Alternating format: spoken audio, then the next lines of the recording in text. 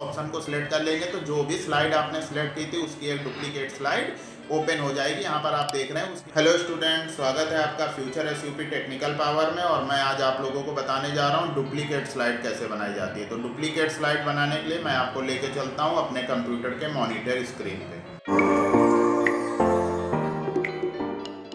रुको जरा, सब्र करो। ये आप देख पा रहे हैं हमारे कंप्यूटर के मॉनिटर स्क्रीन है और इसमें मैं आपको डुप्लीकेट स्लाइड बनाना बताऊंगा। सबसे पहले एमएस ऑफिस के 2007 वर्जन में, एमएस ऑफिस का 2007 वर्जन का पावर पॉइंट ओपन है।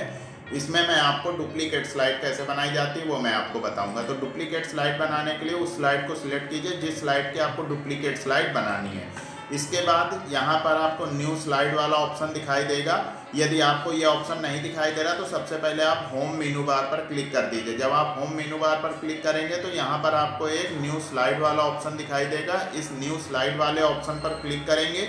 इसके बाद डुप्लीकेट्स, ये जो डुप्लीकेट सिलेक्टेड स्लाइड लिखा हुआ है इस ऑप्शन को सिलेक्ट कर लेंगे तो जो भी स्लाइड आपने सिलेक्ट की थी उसकी एक डुप्लीकेट स्लाइड ओपन हो जाएगी। यहाँ पर आप देख रहे हैं उसकी एक डुप्लीकेट स्लाइड आपको दिखाई देने लगेगी।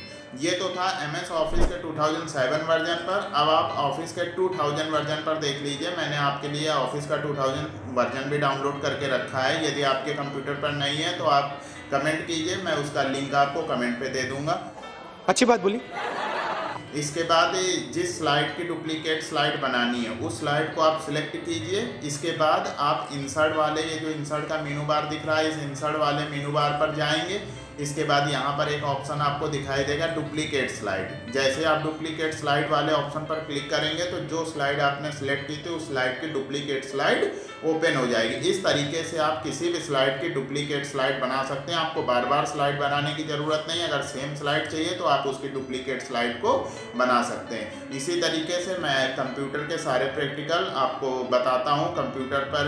और यदि आप चैनल पर नए हैं तो चैनल को सब्सक्राइब कर लीजिए, वीडियो को लाइक कर दीजिए और वीडियो को ज़्यादा से ज़्यादा शेयर कीजिए जिससे ज़्यादा से ज़्यादा लोगों को इसका फ़ायदा मिल सके।